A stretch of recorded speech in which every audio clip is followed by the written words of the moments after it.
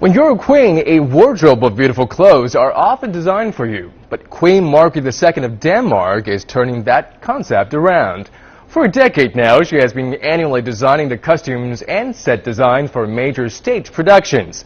And this year, she says she's very excited to show off her latest creations in the Nutcracker. Check it out.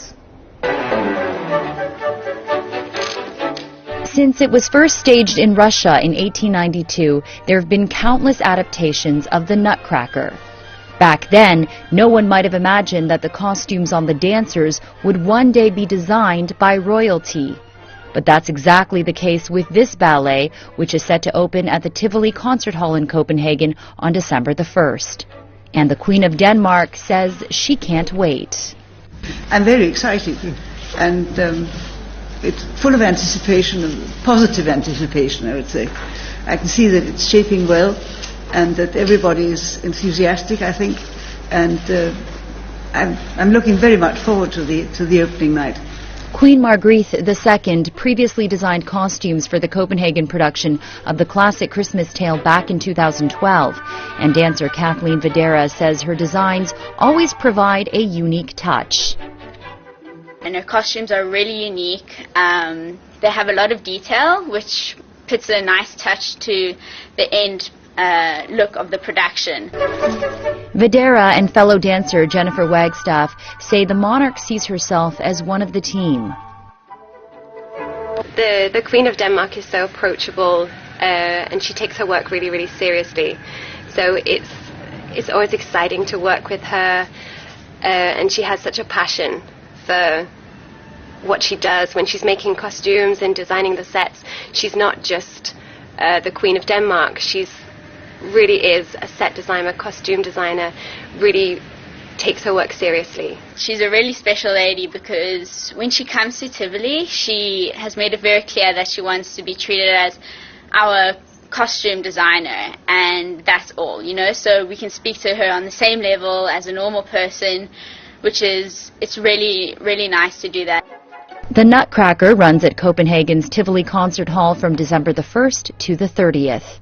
Jennifer Shung, CCTV. Quý vị, lễ hội ma quỷ tại Đan Mạch. Những du khách xa gần đã tụ họp trong một lễ hội hóa trang nổi tiếng tại thành phố Næstved, kể về các nhân vật trong truyện thuyết của Đan Mạch. Theo truyền thuyết, các khu vực xung quanh thị trấn Næstved, khoảng 1 giờ đi về phía nam của thủ đô Copenhagen, được tạo ra bởi gã khổng lồ Vlad, thù ghét sự ồn ào của tiếng chuông nhà thờ, nên nghĩ cách vùi lấp các nhà thờ ở Næstved trong một bao cát. Nhưng bao cát đó đã bị rách một lỗ và cát chảy ra tạo nên một ngọn đồi và sườn núi xung quanh Næstved. Một truyền thuyết khác cũng kể về nhân vật nữ giới khổng lồ mà các linh mục gọi là bà ngoại của quỷ, trong khi người dân địa phương gọi là Slattenplatten, có nghĩa là bộ ngực chảy xệ. Bộ ngực đó đã cung cấp một nguồn sữa mang năng lượng mới cho những người đàn ông và giúp Slattenplatten chạy thoát khỏi các linh mục nhanh chóng. Một người hóa trang thành nhân vật Slattenplatten cho biết chính nhờ bộ ngực dài đã mang lại may mắn cho Slattenplatten.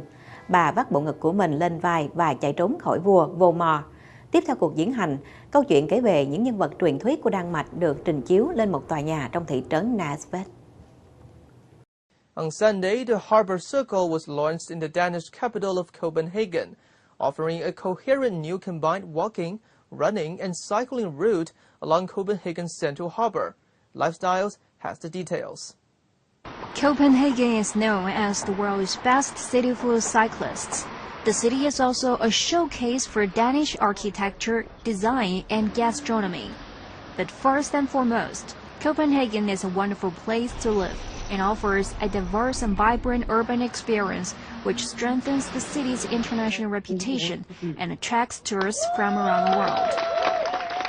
Here it's better planned, it's better structured.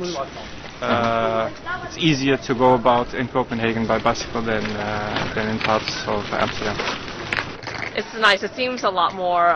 There's a lot more infrastructure built in. It seems like a much more relaxed and organized pace.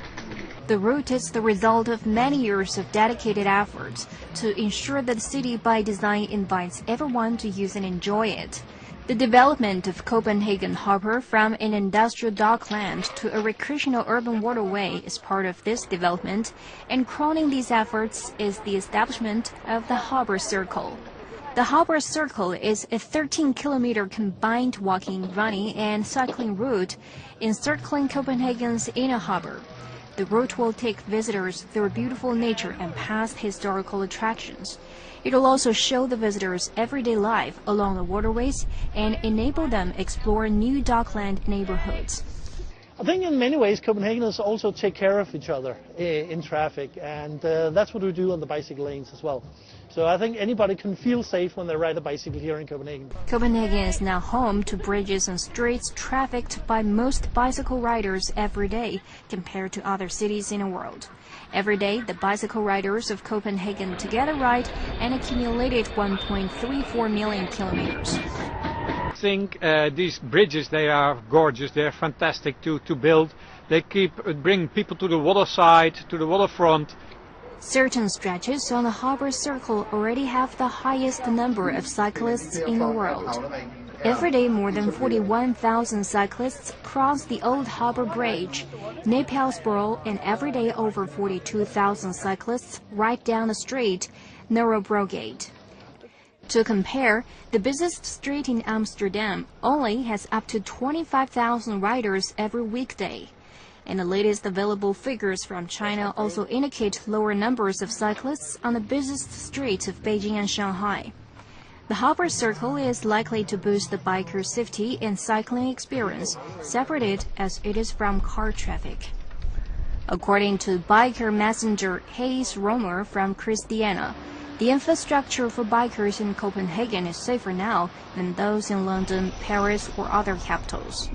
And when I see and talk to messengers from different places, London, Paris, and so it's a completely different job, because their job is waving in and out of car traffic, because there is no cycling lanes. So that's just what you do, and obviously then they have accident rates are triple the one we have.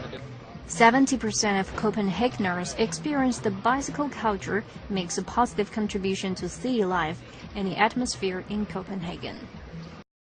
Warga meriahkan festival troll di Denmark. Atraksi tata cahaya 3 dimensi menutup gelaran tersebut. Tampil dengan kostum monster, puluhan anak-anak dan orang dewasa meriahkan gelaran festival troll di Næstved, Denmark. Daerah yang berada di selatan ibu kota Denmark, Copenhagen ini memiliki sejarah panjang yang berkaitan dengan makhluk mistis tersebut. Salah satunya adalah Selatan Pattern, sebutan bagi troll perempuan. Ia dianggap sebagai jelmaan nenek sihir oleh pendeta dan warga setempat. I feel lucky. It is so that when I am running away from Kingdom Volmar, so I can put them over my shoulder and then move very quickly, and I can say to the young men, drink of that, and you will be so strong, so very strong. Acara puncak berupa penampilan tata cahaya spektakuler dalam bentuk 3 dimensi yang diproyeksikan pada gedung di Exceltrof. Legenda lokal tentang Vlasda menjadi cerita utama dalam penampilan ini. Dikisahkan, Vlasda tidak tahan mendengar bunyi lonceng gereja. Ia pun ingin mengubur gereja dengan pasir. Namun tanpa disadarinya, karung pasir yang dibawanya berlubang di bagian bawah. Dari situ, terciptalah bukit Mogenstrup sepanjang 10 km yang berasal dari pasir yang dibawa Vlasda.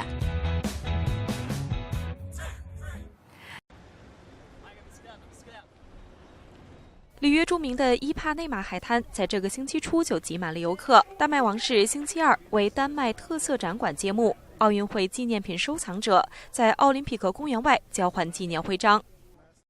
Now let's turn to Denmark, where the Hamlet Castle is offering a once-in-a-lifetime chance for 2 lucky American students. The event is part of the celebrations of the Year of Shakespeare and Hamlet 2016. Lifestyles has more. American student Melanie Reel won a competition to be the first in the world to spend the night of Shakespeare's death in the King's Tower of Kronborg Castle, also called Hamlet's Castle in Elsinore, Denmark. The last time anyone slept in the tower was around 200 years ago. Reel was thrilled to get this experience that she won after answering questions about her connections to Shakespeare, Hamlet, Kronborg Castle, and the town of Elsinore. I'm so glad I took, an afternoon to write a little thing about how much I love Shakespeare, because Shakespeare has been my life, probably always will be. And this is one of the most amazing things I've ever gotten to do. Real brought her friend Margaret Zwi back together with her. Both students are pursuing a master's degree in Shakespeare at King's College in London. The opening of the Year of Shakespeare in Hamlet 2016 also featured a performance by the London-based Shakespeare theatre company, The Globe. The performance in Elsinore was attended by the Danish Queen Margaret II. Artistic director Lars Raman Angel is proud that the performances of Hamlet have been going on for 200 years in the castle. Hamlet is a role many actors dream to play, but only a few get a chance, and even fewer in Hamlet's castle.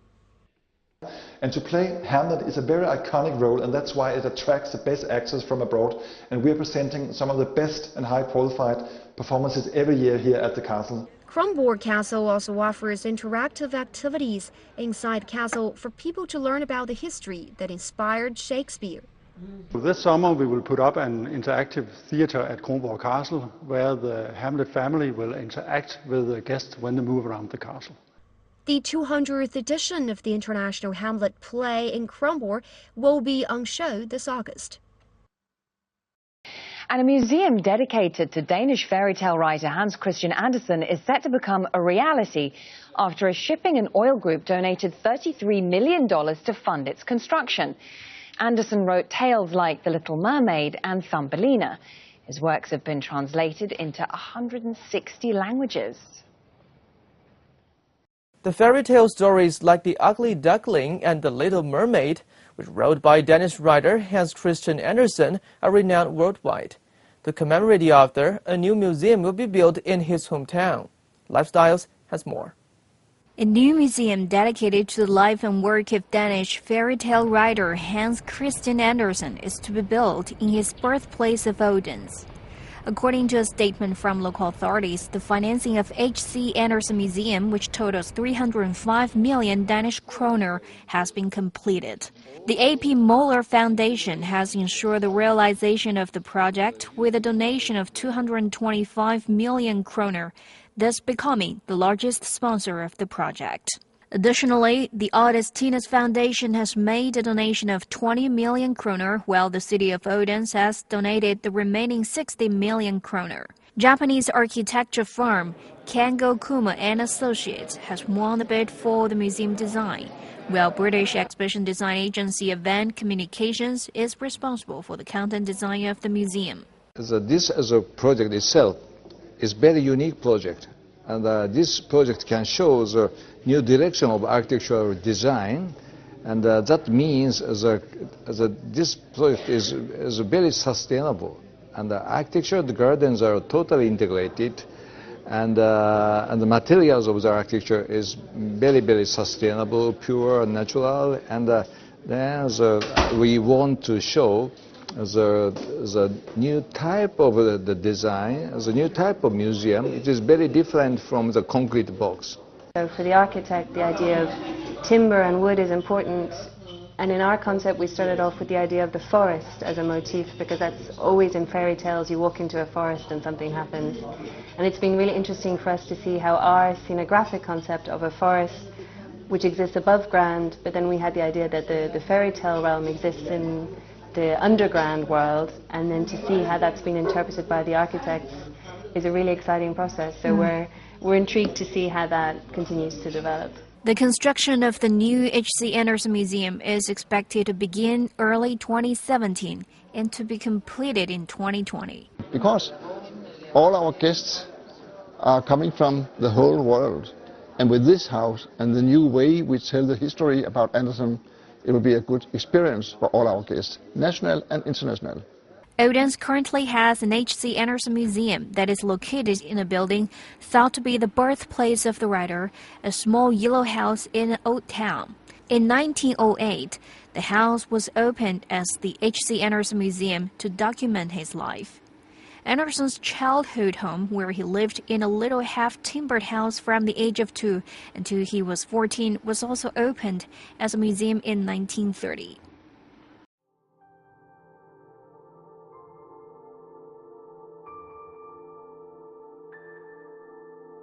Un univers în care părinți și copii iau contact cu lumea mirifică imaginată de Hans Christian Andersen, cel mai tradus scriitor din lume.